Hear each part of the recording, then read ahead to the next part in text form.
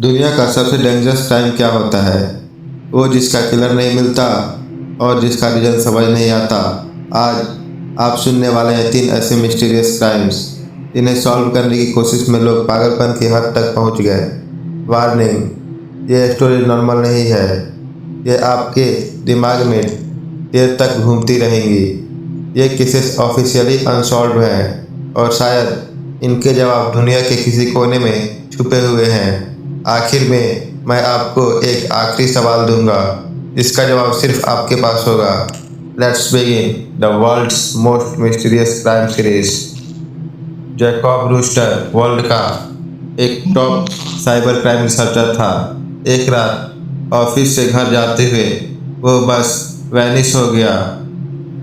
No struggle, no fight, no body, सिर्फ एक USB drive जो उसकी टेबल पर मिली।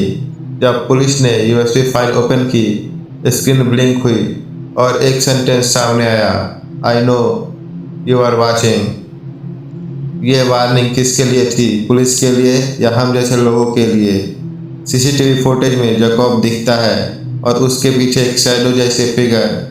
हर फ्रेम में वो शेप चेंज होती दिखती है, जैसे कोई इंसान हो ही नहीं, सिर्फ एक चलती हुई परछाई हो।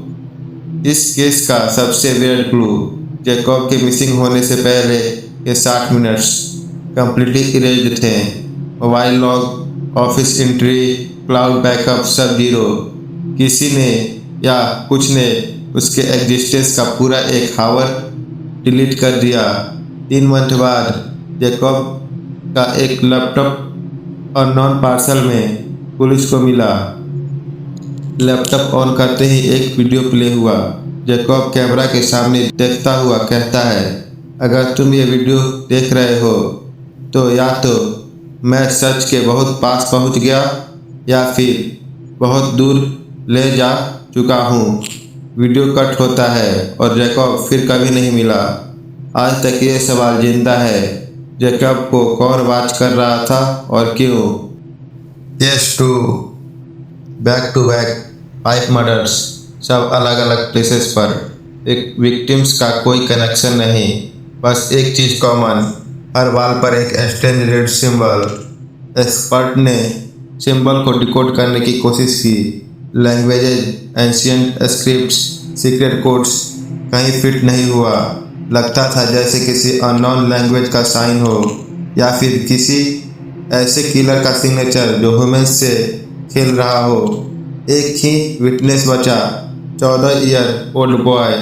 उसने कहा, किलर्स ने मेरी तरफ देखा भी नहीं, सिर्फ वाल पर सिंबल बनाया और बोला, now you are part of my story, strangest part. लड़का आज तक किलर का फेस इमेजिन नहीं कर पाता, जैसे वो बहुत फास्ट मूव कर रहा था या फिर उसका फेस था ही नहीं। किलर एक बार सीसीटीवी कैमरा में कैप्चर हुआ था, पर हर फ्रेम में उसका बॉडी शेप बदल रहा था, जैसे कोई ग्लिचिंग ऑब्जेक्ट हो, नॉट फुल्ली ह्यूमन। 1998 के बाद मर्डर्स रुक गए, किलर डिसएपियर केस कोल्ड हो गया, पर 2019 में जापान की एक वाल पर एग्जैक्ट सेम रेड सिंबल मिला। क्या किलर इंसान था या कोई और एंटिटी? ये मिस्ट्री आज भी दुनिया को डराती है। केस नंबर 3, इंडिया का सबसे अनएक्सप्लेन्ड केस।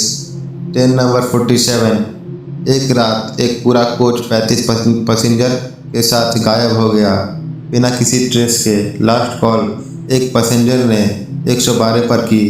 ट्रेन रुक नहीं रही, बाहर कुछ दिख नहीं रहा, सब कुछ धुंध घेरे और अजीब सा लग रहा है। Call suddenly cut.